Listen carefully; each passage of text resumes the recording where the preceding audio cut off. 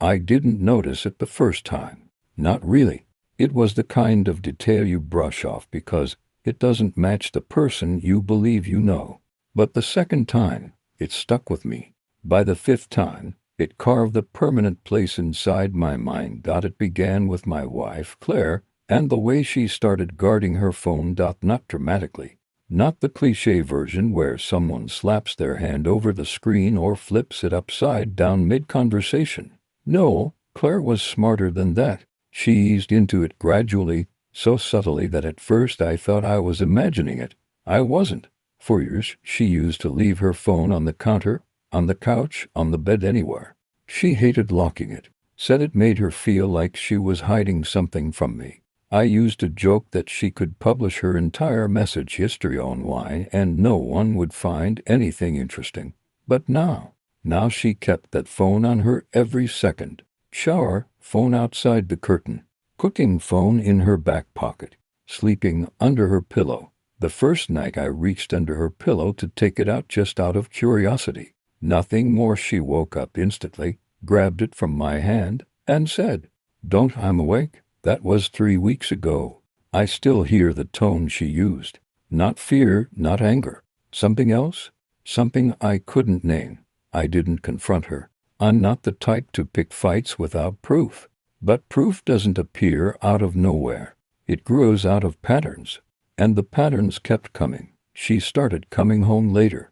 Always 30 to 40 minutes later. Always with the same line. Traffic was insane, but I checked traffic. Every time. No delays. No accidents. No reason for her to be late. Then there were the clothes. The quiet shift from her usual casual look to something more polished, more intentional. Subtle makeup even on days she said she wasn't seeing anyone at work. Perfume she hadn't worn in years. A new blouse she hadn't asked my opinion on. Claire had always asked, always, even when she didn't care what I thought. That was the ritual. That was us.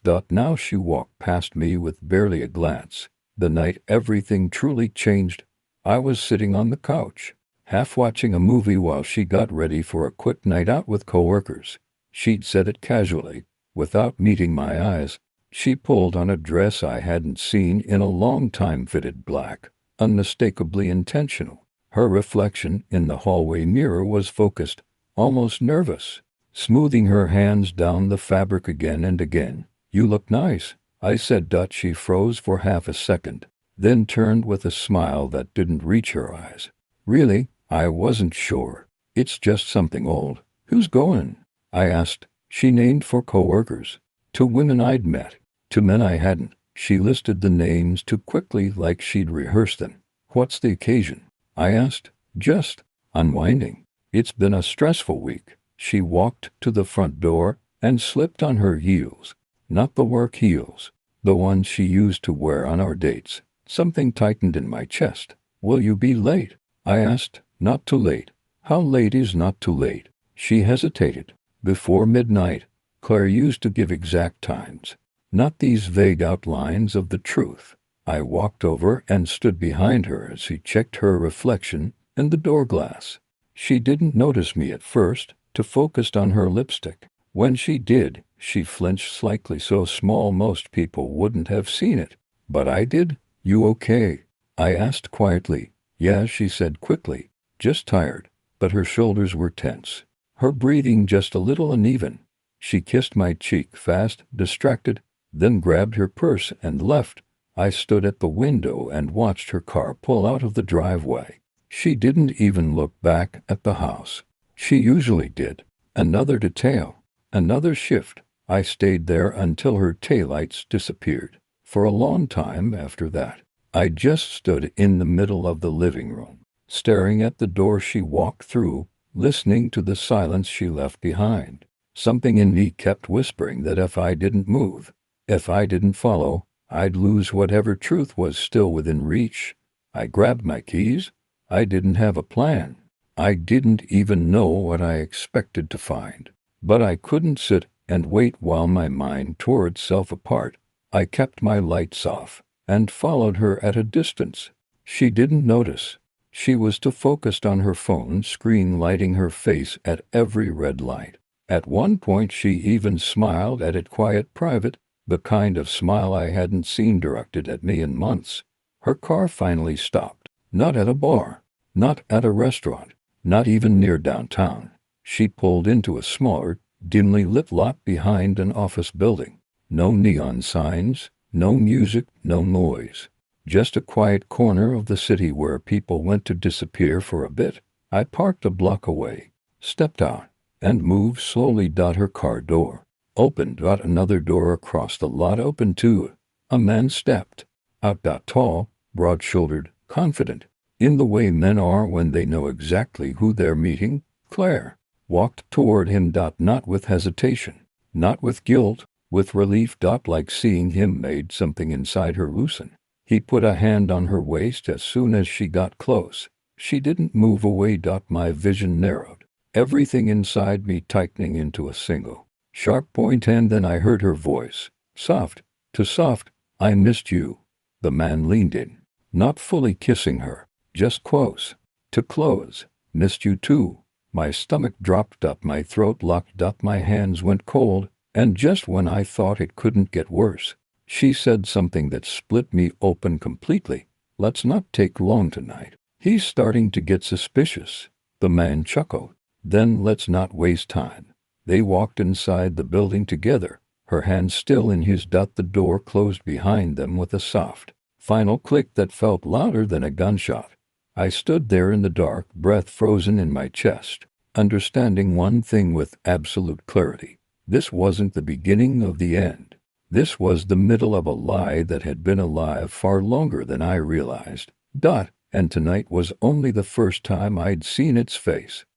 I don't remember walking back to my car after watching them disappear inside that building. My legs moved, but the rest of me stayed frozen in that parking lot, replaying the moment her hand slipped into his like it belonged there, like it had been there many times before. I sat in the driver's seat, hands shaking on the wheel.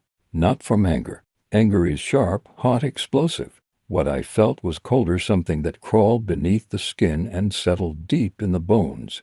Betrayal doesn't scream. It suffocates. I didn't drive home right away. I stayed parked, headlights off, watching the entrance in case they came back out. 10 minutes. Then 20. Then 40. Nothing. My mind kept trying to make sense of it, to twist it, to soften it. Maybe it wasn't what it looked like. Maybe that wasn't her voice. Maybe I misheard. Maybe, but the truth sat there like a stone in my throat. She wasn't just hiding something. She was meeting him intentionally.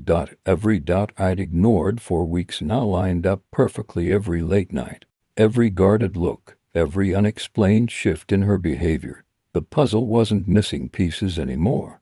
The pieces were just a bleed. When I finally drove home, the house felt different, quieter, as if it already knew, as if the walls themselves were waiting for something to break. I showered, not because I was dirty, but because I needed the noise of the water to drown out the echoes in my head. I stood there long after the heat faded, letting freezing water hit my skin, until my fingertips went numb. I still didn't have a plan. All I knew was that pretending nothing happened would destroy me faster. Then the truth. Claire came home at 12:37. -37 minutes past the before midnight she'd promised. I heard her footsteps pause in the hallway, saw the faint outline of her shadow under the bedroom door. She stayed still for a long moment, like she was listening, like she wasn't sure whether I was awake, like she was preparing the version of herself she needed to play. Then she walked inside. "Hey," she whispered with a soft smile, like she'd returned from a harmless dinner. "You're still up?" "Couldn't sleep," I said. She slipped out of her heels, brushing hair behind her ear the way she always did when she was nervous. "How was it?" I asked. "Oh, it was fun," she said too quickly. "Just drinks and catching up. Nothing crazy." I watched her walk to the bathroom, watched the reflection of her in the mirror as she removed her earrings. She didn't make eye contact, not once. She just kept talking, words that sounded like excuses wrapped in casual tone.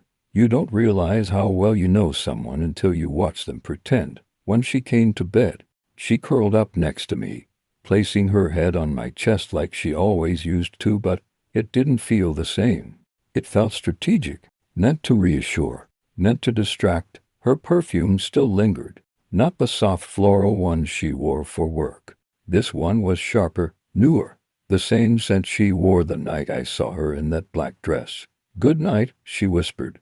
I didn't answer, because I couldn't, because if I opened my mouth, something inside me would crack wide open. The next morning, Claire acted like nothing happened. She made coffee. She kissed my cheek. She hummed while slicing fruit like she hadn't spent her evening with another man. But I watched her hands. Slight tremors. She hid them by keeping busy. She wasn't calm. She was controlling the narrative. "Are you working from home today?" she asked casually as she grabbed her bag. "No," I said. "I'll be out." "Oh, okay." A small, almost invisible breath of relief escaped her. She tried to mask it by taking a long sip of coffee. She left for work at 8:00 for a dot and dot by 8:15. I was following her again. Not because I wanted to. Because I needed to. Because now I had to know if that night was a one-time mistake or a pattern she'd been perfecting for months. She didn't drive straight to the office.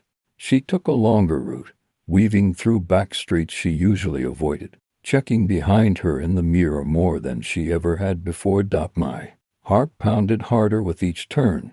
She wasn't heading to work. She was making sure she wasn't being followed. That alone nearly made me grip the wheel hard enough to bend it. She only drove like that when she had something to hide. Something or someone waiting. 10 minutes later, she pulled into a grocery store lot. She parked, got out, and walked inside. Normal, innocent, but I wasn't foolish enough to think it meant anything. 3 minutes later she walked back up, not with groceries, not with a bag, just her phone in hand. She looked around. Left, right, behind her. Then she crossed the street to a small cafe. Not the main entrance, the side door. The one used by employees. My chest tightened. She knocked once, paused, knocked twice. The door opened from the inside. Marcus stood there. The same man from the lot last night. He stepped aside, letting her slip in quickly, glancing around before closing the door behind them. Everything in me went silent. All doubts, all excuses, all hesitation. Gone. It wasn't a mistake. It wasn't a moment of weakness. It wasn't a misunderstanding. This was routine, practiced, regular, a pattern, a betrayal she walked into willingly.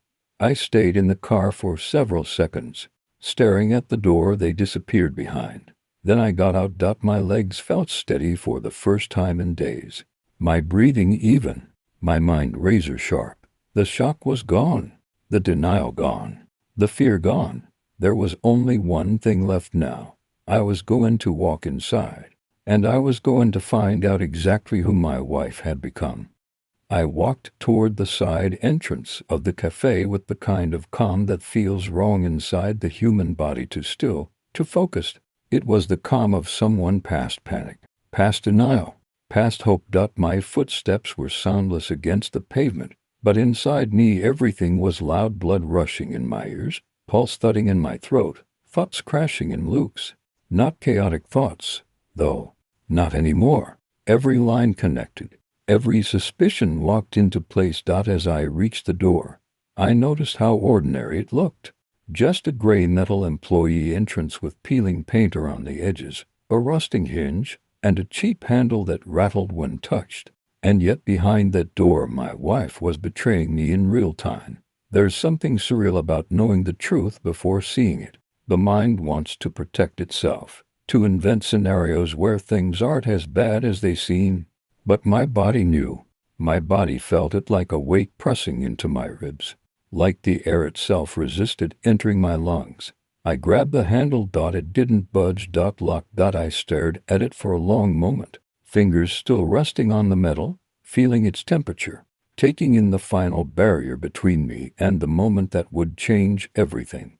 I stepped back. The small window to the side of the door was fogged, but through it shapes moved. Not clear shapes, shadows. One taller, one smaller, close to close. I could hear faint muffled voices, too soft to make out words, but the tone was unmistakable. Intimate, familiar, wrong. I clenched my jaw so hard it hurt.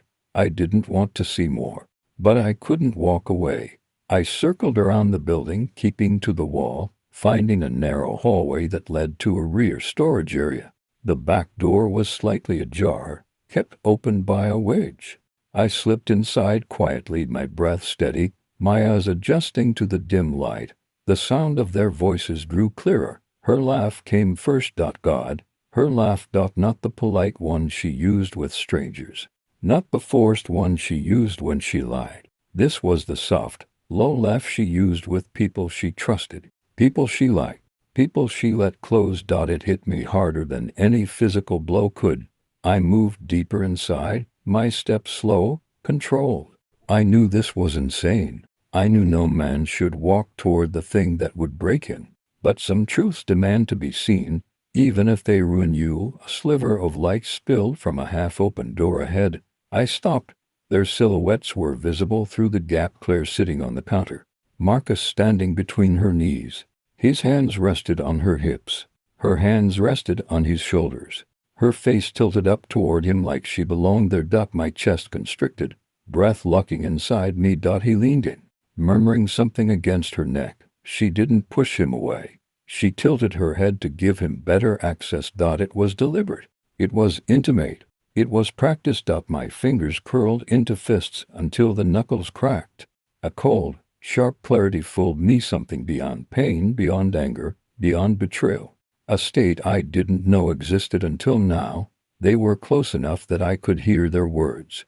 Did he ask where you were last night? Marcus whispered. A little, she breathed out. But he doesn't suspect anything. I swallowed hard.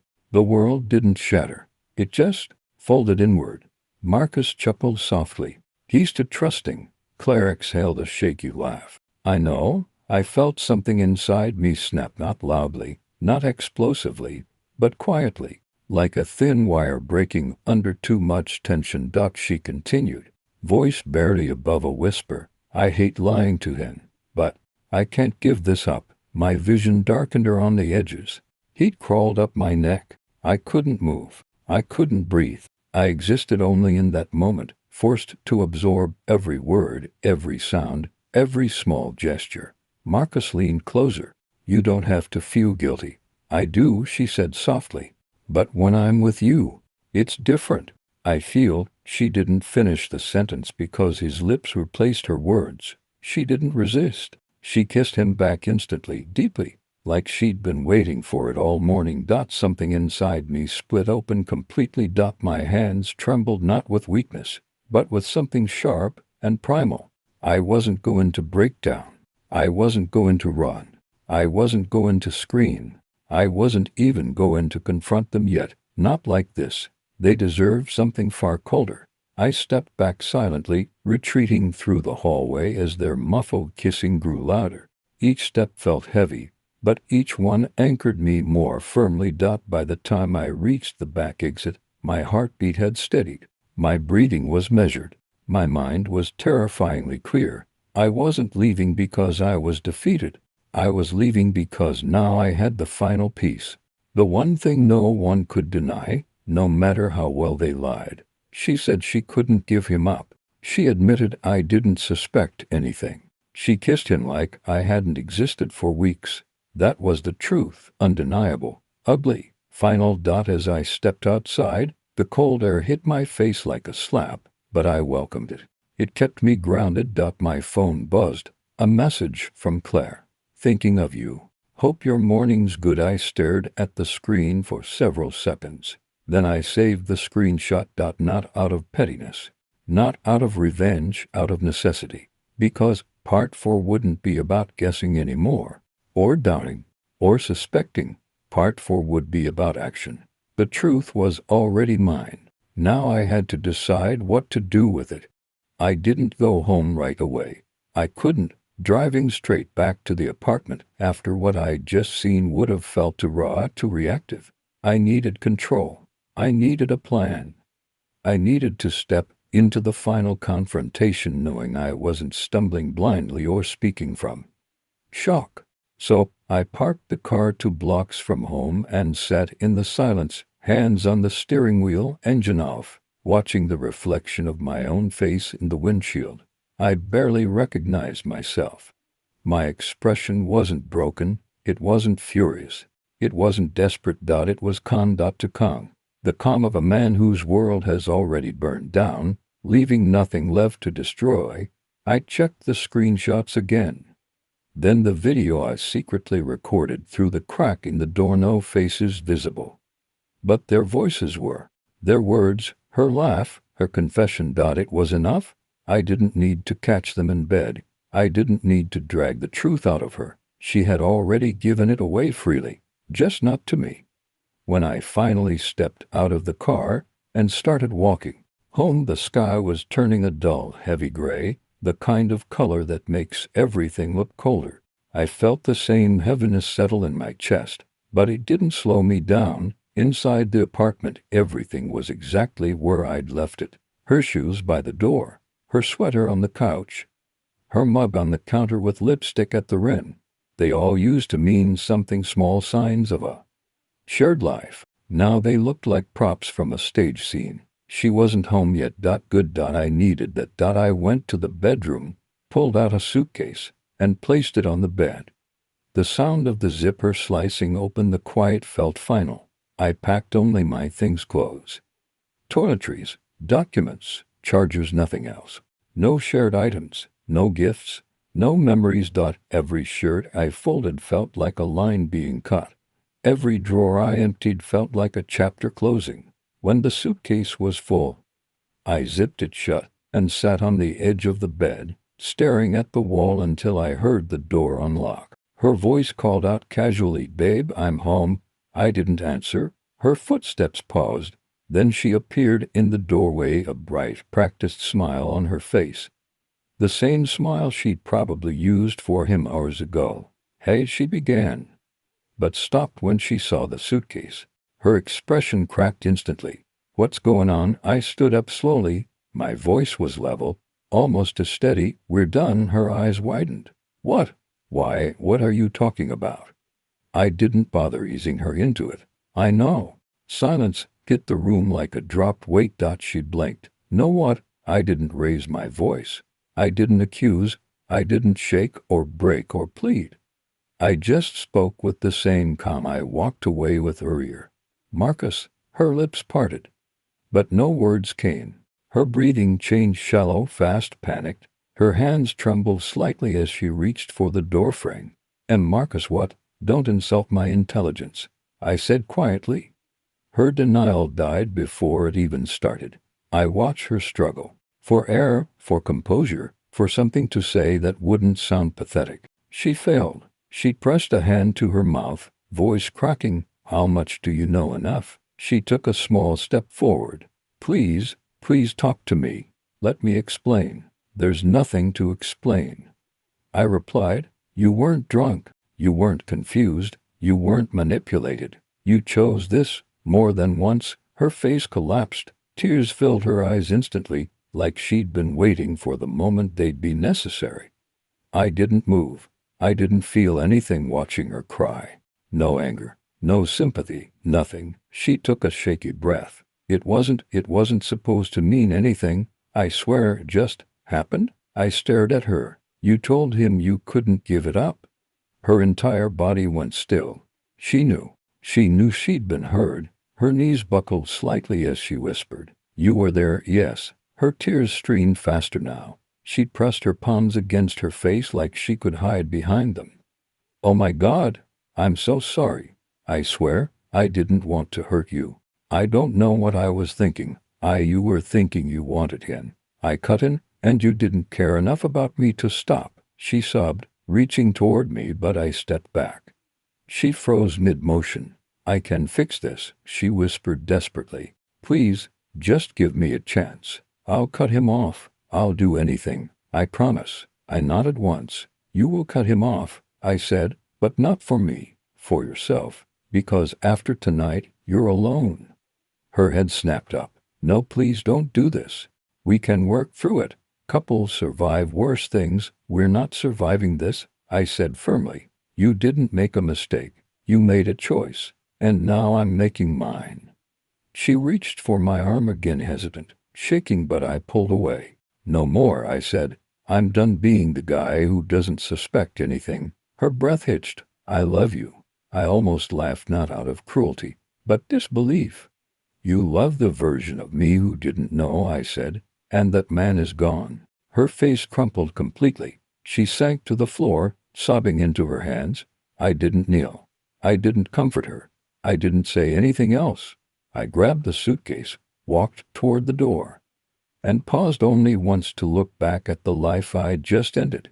She was still on the floor, crying into her palms, repeating my name like it was the only thing keeping her from drowning. But it wasn't my job to save her anymore. I stepped outside, closed the door behind me, and let silence finish what I had started. For the first time in weeks, my chest felt lighter, not healed, not whole, but clear, the kind of clarity that comes when the truth finally stops hiding. She didn't lose me today.